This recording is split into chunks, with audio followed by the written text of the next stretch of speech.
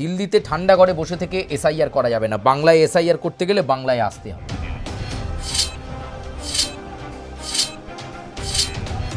পশ্চিমবঙ্গে সেই এসআইআর প্রক্রিয়া বুমেরাং হয়ে গেছে। যে পশ্চিমবঙ্গে যখন নির্বাচনের বাকি 2 মাস, ঠিক 2 মাস আগে কেন এসআইআর হলো? গেল গেল গেল গেল শুনানিতে ডাকলেই বুক দুরপুর করছে, গেল রে, নামটা বাদ গেল। 13 লক্ষ মতুয়ার কাছে কি জবাব দেবে ভারতীয় জনতা পার্টি, আর কি বা জবাব দেবে নির্বাচন কমিশন? গোটা বিষয়টা ঘেটে ঘর হয়েছে এবং একটা অপ্রত্যাশিত চাপ গণেশ কুমারের উপর তৈরি হয়েছে। আইন হাতে নিয়ে মানুষ আবার কিন্তু রাস্তায় নেমে যাবে, যেহেতু ভোটার তালিকায় তাদের নাম নেই। নমস্কার দর্শক বন্ধুরা, অ্যাকশন রিঅ্যাকশনের নতুন পর্বতে আপনাদেরকে স্বাগত। আপনাদের সঙ্গে রয়েছি আজকে আমি সায়ন্তিকা। আপনারা জানেন এই মুহূর্তে রাজ্যে এসআইআর এর যে প্রক্রিয়া তা কিন্তু একেবারেই কার্যত শেষ পর্যায়ে, এবং চলতি মাসের একেবারে শেষের দিকেই আমাদের প্রত্যেকের অপেক্ষার অবসান ঘটবে। এবং যে ধৈর্য এতগুলো দিন ধরে আমরা দেখিয়েছি, যে ভোটার লিস্টের যে ফাইনাল বা চূড়ান্ত তালিকা, সেই তালিকায় নাম থাকবে তো, সেই সমস্ত অপেক্ষা, সেই সমস্ত যে প্রশ্ন, তার উত্তর কিন্তু মিলতে চলেছে আর মাত্র কয়েকটা দিনেই। কিন্তু এই এসআইআরকে কেন্দ্র করে আপনারাও জানেন, বিগত প্রায় কয়েক মাসে বারংবার উত্তাল হয়েছে রাজ্য রাজনীতি, এবং রাজ্যের তরফে যে একটা অভিযোগ করা হয়েছে যে নির্বাচন কমিশন তারা কেন্দ্রের হয়ে কাজ করছে, নির্বাচন কমিশন বিজেপির হয়ে কাজ করছে। আবার অন্যদিকে নির্বাচন কমিশনের তরফেও কিন্তু একাধিকবার যে রকমভাবে নিয়ম বদলানো হয়েছে, তার জেরে সাধারণ মানুষ তারাও হেনস্থার শিকার হয়েছেন, তারাও তাদের হেনস্থার কথা তুলে ধরেছেন। তবে এই মুহূর্তে সবথেকে গুরুত্বপূর্ণ বিষয় যেটা হয়েছে, যেটা ইতিমধ্যেই আপনারা জানেন, যে কর্তব্যে গাফিলতির অভিযোগ তোলা হয়েছে নির্বাচন কমিশনের তরফে। কাদের বিরুদ্ধে অভিযোগ উঠেছে? 7 জন AEROর বিরুদ্ধে। এবং নির্বাচন কমিশন একটা গুরুতর অভিযোগ এনেছেন তাদের বিরুদ্ধে।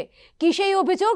একদিকে যেরকমটা আপনাদেরকে বললাম যে কর্তব্যে গাফিলতির অভিযোগ এবং ক্ষমতার অপব্যবহার, এর পাশাপাশি নিয়ম বিরুদ্ধভাবে মাধ্যমিকের যে সার্টিফিকেট, সেই সার্টিফিকেট ভোটারদের কাছ থেকে গ্রহণ করা, এর পাশাপাশি আরও একগুচ্ছ অভিযোগ কিন্তু এই 7 জন AEROর বিরুদ্ধে রয়েছে। এবং যে কারণে ইতিমধ্যেই তাদের অবিলম্বে যাতে সাসপেন্ড করা হয়, সেই কারণে একটা চিঠিও কিন্তু দেওয়া হয়েছে। এবং এই সামগ্রিক বিষয় নিয়েই আজকের অ্যাকশন রিঅ্যাকশনের এই বিশেষ পর্ব। আমাদের সঙ্গে রয়েছে আমাদের প্রতিনিধি সুচারু মিত্র, এবং আমরা এটা নিয়েই আজকে আলোচনা করব। এবং সুতরাং রাজ্য রাজনীতি ক্রমশ কিন্তু উত্তাল হচ্ছে এসআইআরকে কেন্দ্র করে, এবং তখনও উত্তাল হচ্ছে যখন এই এসআইআর এর প্রক্রিয়াটা শেষ হওয়ার জন্য বাকি রয়েছে আর মাত্র কটা দিন। এই মুহূর্তে যারা এই ভিডিও দেখছেন, দর্শকদের সুবিধার জন্য আগে শুরুতেই একবার জানাবো যে ক্যানিং পূর্ব থেকে 2 জন, সত্যজিৎ দাস এবং জয়দীপ কুণ্ডু, উল্লেখ্য এই দুজনের ক্ষেত্রে কিন্তু এর আগেও চিঠি দেওয়া হয়েছিল, আবারও কমিশন চিঠি দিয়েছে। সুতি মুর্শিদাবাদ, সেখানে শেখ মুর্শিদ খান, ময়নাগুড়ি ডালিয়া রায়চৌধুরী, শমশেরগঞ্জ সেফাদুর রহমান, ফারাক্কা নীতিশ দাস, ডেবরা দেবাশিস বিশ্বাস। এই যে 6 বিধানসভার মোট 7 জন AEROকে নোটিশ, এবং যে যে জায়গাগুলোর নাম উল্লেখ করলাম সুচারুদা, সেই জায়গাগুলো কোনো রকমভাবে এই যে রাজ্য রাজনীতি বারবার উত্তাল হয়েছে, দুপক্ষকে অভিযোগ জানিয়েছে, এই যে 6টা জায়গার প্রভাবটা কতটা? প্রথমে বলি, খুব ইঙ্গিতপূর্ণভাবে নির্বাচন কমিশন এবং নির্বাচন কমিশনার, জাতীয় নির্বাচন কমিশনার গণেশ কুমার এবং তার টিম কিন্তু বাংলায় এই নিবিড় পর্যবেক্ষণ প্রক্রিয়া বা স্পেশাল ইন্টেন্সিভ রিভিশন শুরু করার পর থেকেই বিভিন্ন রাজনৈতিক দল বিভিন্ন অভিযোগ তুলেছে। প্রথমে আমরা লাফালাফি ঝাপাঝাপি, এই 1.5 কোটি বাদ চলে গেল, 1 কোটি বাদ চলে গেল, 70 লাখ বাদ চলে গেল, বাদ গেলেই পরিবর্তন হবে, ভারতীয় জনতা পার্টির অনেক নেতৃত্বকে লাফাতে দেখেছিলাম। কিন্তু বিগত 1 মাস আগে বিজেপির এ রাজ্যের সভাপতি শ্রমিক ভট্টাচার্যের একটা মন্তব্যের দিকে নজর রাখতে হবে। দিল্লিতে বসে কাজ করবেন এটা ভাবলে চলবে না। দিল্লিতে ঠান্ডা ঘরে বসে থেকে এসআইআর করা যাবে না, বাংলায় এসআইআর করতে গেলে বাংলায় আসতে হবে। ফলে জ্ঞানেশ কুমারকে এই আক্রমণ কে করলেন? শ্রমিক ভট্টাচার্য। অর্থাৎ এই নির্বাচনী প্রেক্ষাপটে দাঁড়িয়ে ভারতীয় জনতা পার্টি কোথাও না কোথাও বুঝতে পেরেছে যে বিহারে যে এসআইআর ডিভিডেন্ড দিয়েছিল, বিজেপিকে একটা ভালো জায়গায় নিয়ে গেছিল, পশ্চিমবঙ্গে সেই এসআইআর প্রক্রিয়া বুমেরাং হয়ে গেছে। 13 লক্ষ মতুয়া প্রশ্ন করছে যে আমরা কিভাবে ঢুকবো নির্বাচনী তালিকায়। বলা হচ্ছে সিএ দিয়ে আসো। এই সিএ দিয়ে হেন তেন ফাঁদ দিয়ে যখন তারা এসআইআর করে তালিকায় ঢুকবেন তখন তো নির্বাচন শেষ হয়ে যাবে। একদম একদম। বলে এতগুলো মানুষ তারা কোথায় যাবেন? এই ঝামেলা, এই গন্ডগোল পরিস্থিতি আরো বাড়বে বই কি কমবে না। তাহলে কি এরকম একটা অবস্থায় সব কিছুকে চুপ করাতে গেলে আমাকে সিস্টেমটাও চাপ দিতে হবে। নির্বাচন কমিশন কাদের চাপ দিলেন?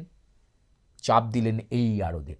7 জন এই আরো সাসপেন্ড হয়ে গেলেন ক্ষমতার অপব্যবহার, এছাড়াও আরো অনেক কিছু ক্ষমতার অলিন্দের বাইরে গিয়ে তারা এমন অনেক কাজ করেছেন যেগুলো লজিক্যালি কমিশনের যে রুলস রেগুলেশন বা এই যে এসআইআর প্রক্রিয়া তাতে লজিক হয়নি।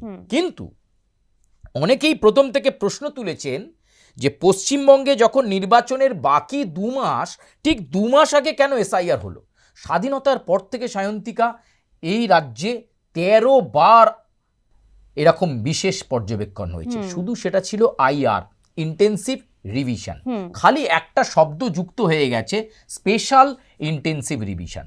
আর তারপর থেকে গোটা রাজ্য জুড়ে একটা উত্তাল পরিস্থিতি তৈরি হয়ে গেছে এই এসআইআর এ। গেল শুনানিতে ডাকলেই বুক দুরপুর করছে, গেল রে, নামটা বাদ গেল। এটা তোমার আমার পরিবারের, তোমার আমার প্রতিবেশীর প্রত্যেকের কাছে একটা নিত্য নৈমিত্তিক ঘটনা। এই এসআইআর কিন্তু অনেকের মনে আতঙ্ক তৈরি করেছে। অনেকে হয়তো জীবনের শেষ পথটা বেছে নিয়েছেন যে আর কিছু করার নেই, কোথায় যাব। ফলে এরকম একটা পরিস্থিতি, এই পরিস্থিতির কিন্তু অনুধাবন আমাদের নেই। এবং কত মানুষ তো মানে ভয়েই মারা গিয়েছেন। তারা হয়তো আত্মহননের পথ বাঁচবেন বলে ভাবেননি, কিন্তু কত মানুষ শুধুমাত্র ভয়েই তারা হার্ট ফেল করেছেন। এইবার তুমি যে বিষয়টা আমি আসতে চাইছি, তুমি এই যে জেলাগুলো বললে, আগে বলো তো সাংগঠনিকভাবে এই জেলাগুলোতে কারা বেশি শক্তিশালী? এটাও কিন্তু অনেক উদ্দেশ্য প্রণোদিতপূর্ণ। তৃণমূল কংগ্রেস বলতেই পারে এই জেলাগুলোতে কিন্তু দেখো মুর্শিদাবাদের সুতি, তারপর তুমি শামসেরগঞ্জের কথা বললে, তারপর মালদার ফারাক্কার কথা বললে। দেখো মালদা মুর্শিদাবাদে কংগ্রেসের পর এই কংগ্রেসের কনসলিডেটেড যে ভোট সেটা ট্রান্সফার হয়ে যায় একটু তৃণমূল কংগ্রেস।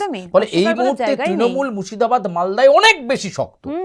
ফলে সেই জায়গায় দাঁড়িয়ে ভারতীয় জনতা পার্টি কোথাও না কোথাও বুঝতে পারছে যে একটা চাপ তৈরি করা, যে কারণে তারা সেই চাপ এখন থেকেই তৈরি করতে শুরু করেছেন। হয়তো তোমার কাছ থেকে এরকমই কোনো পরবর্তী প্রশ্ন আমি আশা করব, কিন্তু যে লাইনটা বলে তোমার কাছে ফিরিয়ে দেব সেটা হচ্ছে তাড়াহুড়ো করে এসআইআর বাংলার মানুষ মেনে নিল না, তার জবাব কিন্তু তারা ইভিএমের প্রতিফলনে অবশ্যই দেখাবে।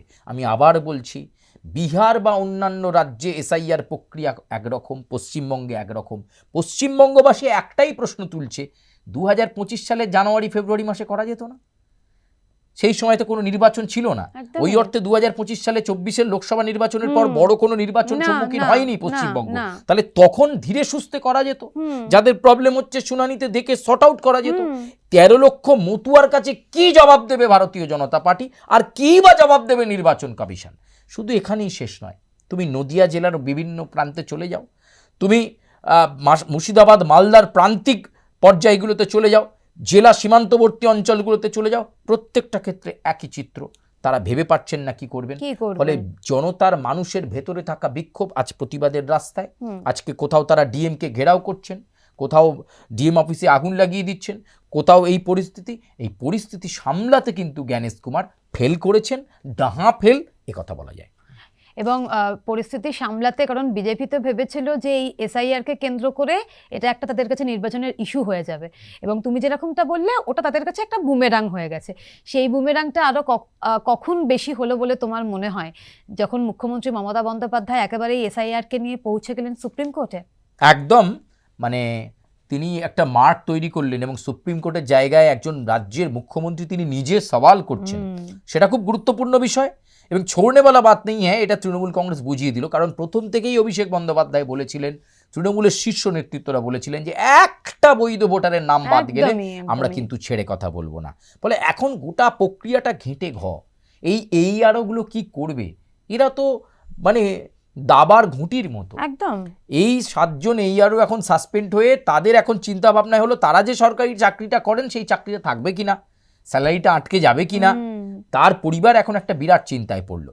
কিন্তু মুশকিল হচ্ছে আজকে কিন্তু এখান থেকে বিজেপি অনেকগুলো প্রশ্ন তুলতে শুরু করে দিয়েছে পাল্টা নির্বাচন কমিশনের ওপর, অর্থাৎ জ্ঞানেশ কুমারের উপর চাপ তৈরি করার জন্য। সেই সংক্রান্ত কোনো প্রশ্ন তুমি করো, আমি নিশ্চয়ই সেটার জন্য একদম অবশ্যই আসবো। এবং দেখো এই যে খবরটা যখন একটু বিশ্লেষণ করছিলাম, যখন একটুখানি পড়াশোনা করছিলাম, দেখো একদিকে যখন শ্রমিক ভট্টাচার্য তিনি বলছেন যে দিল্লিতে বসে এসআইআর করা যাবে না, বাংলার এসআইআর বাংলায় এসে করতে হবে, শুভেন্দু অধিকারী তো আবার বলছেন উল্টো কথা। শুভেন্দু অধিকারীর যে বক্তব্য, এই যে 7 জন এইআরওর এই পরিণতি, এই গাফিলতির দায় মুখ্য সচিবের, তিনি আবার রাজ্যের ওপরে দায় চাপিয়ে দিচ্ছেন। তার যেটা বক্তব্য, তিনি সবসময় তাকে যেটা আমরা করতে দেখে আসি রাজ্যের বিরোধী দলনেতা হিসেবে, এই বিষয়টা নিয়ে কি বলবে? দেখো, এটা তো ঠিক যে ভারতীয় জনতা পার্টিতে এখন আর একটাই মুখ আছে, তাদের গোষ্ঠীকোন্দল, সাংগঠনিক দুর্বলতা। এতবার বাংলায় নরেন্দ্র মোদী বা অমিত শাহ আসার পরও এখনও সংগঠন পুরোপুরিভাবে শক্তপোক্ত করতে না পারা, এখনও অনেক জায়গাতে ভারতীয় জনতা পার্টির বুথ কমিটিই তৈরি হয়নি, যেখানে শিয়রে বিধানসভা ভোট, দরজায় কড়া নাড়ছে। এরকম একটা মোদী শাহের যে ডেলি প্যাসেঞ্জারি নির্বাচন এলাকা, সেটা আবার শুরু হয়ে গেছে। আমরা যখন কথা বলছি আবার আগামীকাল অমিত শাহ আসছেন, মায়াপুর ইসকনে তার অনুষ্ঠান রয়েছে। ফলে পরিস্থিতিটা বোঝার চেষ্টা করো। এই রকম জায়গায় দাঁড়িয়ে শুভেন্দু অধিকারীর কাছে তো ইস্যু দরকার। তিনি ইস্যু নিয়ে নির্বাচন কমিশনে যাচ্ছেন, রাজ্যের মুখ্য নির্বাচনী আধিকারিকের দপ্তরে যাচ্ছেন, বারবার অভিযোগ করছেন। তিনি এবার টার্গেট করলেন রাজ্যের মুখ্য সচিবকে। এই মুখ্য সচিবকে টার্গেট করে নিয়ে তিনি বলছেন, এই যে বেআইনি কাজ বা ক্ষমতার অপব্যবহার বা যাই বলো না কেন, যেটার কারণে এই 7 জন এইআরওকে সাসপেন্ড হলো, এইখান থেকে আমি বললাম কিন্তু খেলা একেবারে ঘুরে গেল। এবং এই জায়গা থেকে কিন্তু তিনি অভিযোগ করছেন যে যা হয়েছে মুখ্য সচিবের নেতৃত্বে। আসলে মুখ্য সচিবকে চাপ দাও, নির্বাচন কমিশনার জ্ঞানেশ কুমারের ওপর ওই চাপ তৈরি করতে চাইছেন শুভেন্দু অধিকারী। কিন্তু বিষয়টা তোমায় বুঝতে হবে, সবকিছু জিনিস প্রমাণে কথা বলে। 100 বার আমি একজন এরকম গুরুত্বপূর্ণ পদে থাকা লোকের নামে বললাম, তার বিরুদ্ধে সার্কামস্টান্সেস এভিডেন্স দরকার, তথ্য প্রমাণ দরকার। তৃণমূল কংগ্রেস ঠিক সেটাই বলছে যে মুখ্য সচিবের বিরুদ্ধে প্রমাণ দিক, প্রমাণ দিলে আমরা দেখছি তারপর। ফলে এখানে এই জায়গায় দাঁড়িয়ে আমি মনে করি যে এই এসআইআর কিন্তু বিজেপির কাছে বুমেরাং হয়ে গেল। আমি নিশ্চিত এবারের যে নির্বাচন, যে পরিবর্তন সংকল্প নিয়ে বিজেপি জেলায় জেলায় পরিবর্তন সংকল্প সভা করছে, তাদের উদ্দেশ্য যাই থাকুক না কেন, নির্বাচনে কতটা প্রতিফলন ভারতীয় জনতা পার্টি করাতে পারবে এটা নিয়ে $1 মিলিয়ন প্রশ্ন রয়েছে। এবং মনে করা হচ্ছে যে এবারের এসআইআরই বোধহয় মানে তৃণমূলের বিরুদ্ধে যে হাওয়াটা তৈরি হয়েছিল, একটা দমকা হাওয়া চলছিল, দুর্নীতি, বিক্ষোভ, এসব পর্যন্ত সব ঠিক ছিল, অনুপ্রবেশ বড় ইস্যু ছিল, ঠিক ছিল, বিএসএফকে জমি দিচ্ছে না রাজ্য, ঠিক ছিল, কিন্তু মাঝে এসআইআরটাকে মাথা করতে গিয়ে, ইস্যুর মাথা করতে গিয়ে বিজেপি খেলাটা হাত থেকে বের করে ফেললো। এবং এক্ষেত্রে তৃণমূল কংগ্রেস একটা বড় ব্যবধানে জয় আনবে। আমি তোমাকে বলছি, বিরোধী রাজনৈতিক দল হিসেবে ভারতীয় জনতা পার্টি এ রাজ্যে থাকবে, কিন্তু আসন সংখ্যা এতটা ড্রাস্টিক্যালি নেমে আসবে, ভয়ঙ্করভাবে একটা সাংগঠনিক দুর্বলতার মধ্যে দিয়ে যেতে হবে বিজেপিকে, সেই আভাস কিন্তু বিশ্লেষকরা দেখতে পাচ্ছেন এবং আমরাও সেটা অনুভব করতে পারছি। এবং শুধুমাত্র নির্বাচনী আবহে তো নয়, মাঝে মধ্যেই বিজেপির সাংগঠনিক যে দুর্বলতা সেটা তো প্রকাশ্যে চলে আসে, এবং সেটাকে অস্বীকার করার, সেটা শহর কলকাতা হোক বা জেলা স্তরের হোক, অস্বীকার করার বিন্দুমাত্রতম কোনো জায়গা নেই। এমনকি যারা একেবারে বিজেপি সমর্থক, যারা নিরপেক্ষভাবে বিজেপিটা করেন, ঠিককে ঠিক ভুলকে ভুল বলার ক্ষমতা যারা এখনো পর্যন্ত বিজেপিতে থেকে হারিয়ে ফেলেননি, তারাও কিন্তু স্বীকার করেন যে বিজেপির সাংগঠনিক দুর্বলতা নিয়ে প্রশ্ন থাকার কোনো জায়গায় নেই। এবং এই জায়গায় দাঁড়িয়ে সুচরিতা, আবারও তোমার কাছে আসবো যে এই যে সামগ্রিক পরিস্থিতি, নির্বাচন কমিশন, জ্ঞানেশ কুমার, তার উপরে কতটা চাপ বাড়ছে? বিরাট চাপ। জ্ঞানেশ কুমার তিনি সামলাতে পাচ্ছেন না এবং বারবার তাকে বিভিন্ন প্রশ্নবাণে, বিভিন্ন তর্কে বিদ্ধ হতে হচ্ছে। রাজ্যের শাসক দল তৃণমূল ছেড়ে দিচ্ছে না, তৃণমূলের মন রাখা যাচ্ছে না বলে। ভারতীয় জনতা পার্টি ছেড়ে দিচ্ছে না, তারা যে ডিজাইন করেছিল সেই মতো জ্ঞানেশ কুমার চলতে পারছেন না বলে। একদম। ফলে গোটা বিষয়টা ঘেঁটে ঘর হয়েছে এবং একটা অপ্রত্যাশিত চাপ জ্ঞানেশ কুমারের ওপর তৈরি হয়েছে। বারবার দেখো কমিশনের বেঞ্চ আসছে, বিভিন্ন সময়ে সেই টিম এসে স্ক্রুটিনি করছে, এইবার হয়ে এসছে। কিন্তু আবার তোমাকে বললাম, জ্ঞানেশ কুমারের এটা উপলব্ধিতে থাকা দরকার ছিল যে বিহার বা অন্য কোনো রাজ্যে এসআইআর আর পশ্চিমবঙ্গের এসআইআর প্রক্রিয়াটা একদম অন্যরকম। ধীরে চলো নীতিটাই বোধহয় সবচেয়ে ভালো ছিল কমিশনের তরফে, এবং তড়িঘড়ি নোটিফিকেশন জারি করে দিয়ে বাংলায় নির্বাচনের আগে এসআইআর না করে যদি প্রক্রিয়াটাকে পরে করা যেত বা নির্বাচনের অনেকটা আগে শুরু করা যেত, সেটা সমীচীন হতো। তিনি বুঝতে পারছেন যে তিনি কারোর বা কোনো কথাতে প্রভাবিত হয়ে কাজটা খুব দ্রুত করতে চেয়েছেন, এটাই ক্ষতি হলো। এরপর যদি আমি তোমায় বলছি, তুমি যদি দেখো যে নির্বাচনটা এক দফায় হচ্ছে, পশ্চিমবঙ্গের নির্বাচন এক দফায় বিধানসভা ভোট করিয়ে দিচ্ছেন, তাহলে আমি তোমাকে আবার বলছি এবারের নির্বাচনী ফলাফল এক পেশেই হবে এবং সেটা শাসক দলের দিকে অনেক বেশি ডিভিডেন্ড হবে। এটা খুব পরিষ্কার, জলের মতো পরিষ্কার কিন্তু এখন থেকেই হয়ে যাচ্ছে। এবং একদিকে যখন এই এসআইআর বিজেপির কাছে একদম বুমেরাং হয়ে গেল এবং এই অঙ্কটাতেও বিজেপি মনে হয় ডাহা ফেল করলো, বিজেপিরও হয়তো বুঝতে দেরি হয়ে গিয়েছিল যে নির্বাচনের ঠিক আগেই এসআইআর করলে এটা কাজ দেবে না, বুমেরাং হওয়ার কথা ছিল, বুমেরাংই হলো। তাহলে কি এসআইআরকে কেন্দ্র করেই 26-এর নির্বাচনে ফের টিএমসির খেলা হবে? একদম খেলা হবে, খেলা ঘুরে গেল। 7 জন এই আরও সাসপেন্ড, এই জায়গা থেকে খেলা ঘুরে গেল। যে বিশেষ সম্প্রদায়ের ভোট ব্যাংকটা নিয়ে বেশি চিন্তা ছিল বিজেপির, মনে করা হয়েছিল ওই বিশেষ সম্প্রদায় থেকেই লোকজন বাদ যাবে, কিন্তু তাদের অনেকেই বৈধ কাগজ দেখিয়ে দিয়েছে। ফলে বুমেরাংটা হয়ে গেছে। এমনিতেই মতুয়াগড়ে একটা ভুল বোঝাবুঝির পরিবেশ অনেকদিন ধরে চলছে, শান্তনু ঠাকুর নিয়ে একটা বিক্ষোভ তাদের রয়েছে। এমন পরিস্থিতিতে আবার 13 লাখ মতুয়ার বাদ পড়া, এই জিনিসটা খুব গুরুত্বপূর্ণ। এবং আমি তোমাকে আবার বলছি, বর্ধমান চলে যাও, আসানসোল চলে যাও, দুর্গাপুর চলে যাও, মেদিনীপুর চলে যাও, ঘাটাল চলে যাও, ডেবরা চলে যাও, প্রত্যেকটা জায়গায় একটা পঞ্জীভূত ক্ষোভ রয়েছে মানুষের মধ্যে। তুমি ভাবো তো, পশ্চিমবঙ্গে এখন দরকার পেটে ভাত, পশ্চিমবঙ্গে এখন দরকার যুব সম্প্রদায়ের চাকরি, যেগুলো এই নির্বাচনে প্রতিশ্রুতি হবে, যেটা নিয়ে তৃণমূল বিজেপির মধ্যে লড়াই হওয়ার দরকার ছিল, লড়াই হওয়ার ইস্যু হওয়ার কথাই ছিল না এসআইআর এর। তাই এই এসআইআরটাই বুমেরাং হলো। এবং আবার বলছি, নিশ্চয়ই সামনের নির্বাচন, সেখানে কথা হবে, রাজনৈতিক দলগুলো প্রচারে যাবে, কিন্তু এই এসআইআরই ভবিষ্যৎ ঠিক করে দিল রাজ্যের শাসক দল তৃণমূল কংগ্রেসের, এই এসআইআরই ভবিষ্যৎ ঠিক করে দিল ভারতীয় জনতা পার্টির। একদম আলোচনার একদম প্রায় শেষ পর্যায়ে। এবং আরও একটা বিষয়, তুমি যেরকমটা বললে যে যে ইস্যুগুলো নিয়ে লড়াই হওয়ার কথা ছিল, সেই সমস্ত ইস্যুগুলোকে নিয়ে যাতে লড়াই না হয়, মুখ্যমন্ত্রী মমতা বন্দ্যোপাধ্যায় আবারও মাস্টার স্ট্রোক খেলে দিয়েছেন, লক্ষ্মীর ভান্ডার বাড়িয়ে দিয়েছেন, যুবসাথী নামে নতুন প্রকল্প তিনি এনে দিয়েছেন। এবং এই যে এসআইআর প্রক্রিয়া, সুচারুদা, আমরা খবর করতে গিয়ে আমরাও তো দেখছি ঠিক কি মারাত্মক রকম একটা হেনস্থা, বারবার করে নিয়ম বদল হচ্ছে। এবং এই এসআইআর প্রক্রিয়া এই মুহূর্তে ঠিক কোন জায়গায় রয়েছে বলে মনে হচ্ছে?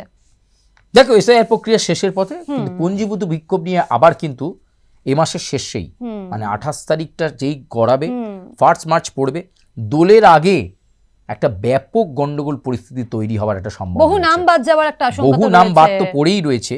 এবং তোমাকে বলছি, 1,52,00,000 এখনো পর্যন্ত আমার কাছে হিসেব রয়েছে। এই 1,52,00,000 মানুষ যারা শুনানিতে হাজির হয়েছিলেন, তারা অনেকেই ধোঁয়াশায় রয়েছে যে তাদের নামটা আছে কিনা। সবাই এনলিস্টেড নিশ্চয়ই হবেন 1,52,00,000 মধ্যে। আমি ধরে নিলাম 1 কোটি এনলিস্টেড হলো, 52 লক্ষ মানুষও যদি বাইরে যায়, এই 52 লক্ষ মানুষটা পশ্চিমবঙ্গের 10 কোটি জনতার ভিত্তিতে কম নয়। এই 52 লক্ষ মানুষ রাস্তায় নামলে কিন্তু পশ্চিমবঙ্গে আগুন জ্বলবে। এই 52 লক্ষ মানুষ রাস্তায় অবরোধ করলে কিন্তু পশ্চিমবঙ্গে একেবারে ভিত নড়ে যাবে। ফলে আমি তোমাকে বলছি, ফেব্রুয়ারি মাসের পর কিন্তু এই পশ্চিমবঙ্গে ঘটনাবহুল অনেক কিছু জিনিস আমরা ঘটতে দেখব। ফেব্রুয়ারি মাসের পর কিন্তু এই পশ্চিমবঙ্গের নির্বাচনের আগে আমরা উত্তাল হতে দেখব। তোমার নিশ্চয়ই মনে আছে, দেশে যখন সিএ কার্যকর হওয়ার এরকম একটা পরিস্থিতি আমরা দেখেছিলাম, যে এই পশ্চিমবঙ্গ যেখানে যেখানে কোনোদিন হয়নি কোনো গণ্ডগোল, সেই শান্তিপূর্ণ জায়গায় মানুষ নিজে হাতে আইন হাতে তুলে নিয়েছিল। ফলে সেরাম দিন কিন্তু আসতে চলেছে, আইন হাতে নিয়ে মানুষ আবার কিন্তু রাস্তায় নেমে যাবে, যেহেতু ভোটার তালিকায় তাদের নাম নেই, এবং সেটা ডিভিডেন্ড দেবে অবশ্যই তৃণমূলকে। এবং একেবারেই এই আলোচনা তো চলতেই থাকবে, কারণ এসআইআর এবং তাকে কেন্দ্র করে এই বিগত কয়েক মাসে যে রাজনীতি আমরা প্রত্যেকে দেখেছি, তাতে করে তো প্রশ্ন উঠেইছে যে একেবারে ঠিক নির্বাচনের আগে এইভাবে এসআইআর করা, সাধারণ মানুষকে হেনস্থা করা সবটাই পরিকল্পিত। এবং সাধারণ মানুষ তারাও বারবার এই একই কথা বলেছেন যে হাতে সময় নিয়ে তো এসআইআর করা যেত, এসআইআর তো নতুন কোনো বিষয় নয়, নির্বাচনের আগেই রাজ্যকে উত্তাল করার ঠিক কি মানে ছিল। এবং এই মুহূর্তে এই যে 7 জন AEROকে এই সাসপেন্ড করার এই সিদ্ধান্ত নির্বাচন কমিশন, আরো খানিকটা হয়তো সেম সাইড গোল খেয়ে গেল বিজেপি, অন্ততপক্ষে এই রাজ্যের ক্ষেত্রে এমনটা তো বলাই যায়। আজকের মতন এই আলোচনা আমরা এখানেই শেষ করছি। এবং আপনাদের ঠিক কি মনে হচ্ছে, এসআইআর বিজেপির কাছে কতটা বুমেরাং হয়ে এলো এবং টিএমসির জন্য সেটা কতটা লাভজনক হলো, জানাতে ভুলবেন না এই ভিডিওর কমেন্টে। চোখ থাক দাদা দিদির রাজনীতিতে, চোখ থাক আর প্লাস নিউজ ডিজিটালে। আজকের মতন এই পর্যন্তই, নমস্কার, প্রত্যেকে ভালো থাকবেন এবং সুস্থ থাকবেন।